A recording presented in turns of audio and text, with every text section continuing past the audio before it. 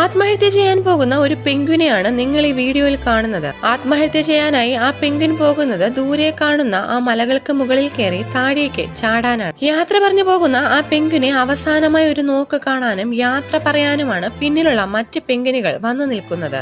ആ പെൻഗ്വിൻ തന്റെ ജീവൻ ഇല്ലാതാക്കുന്നതിന് ഒരു കാരണമുണ്ട്.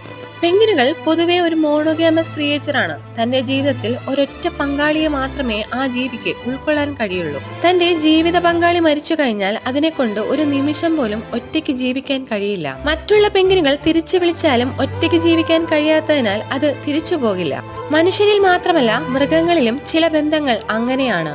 അതിന് കടലിനേക്കാൾ ആഴമുണ്ടാകും, ഭൂമിയേക്കാൾ ആയുസ്സും. അനശ്വരമായ ആ മനോഹാരിതയെ നമുക്ക് പ്രണയമെന്ന് വിളിക്കാം.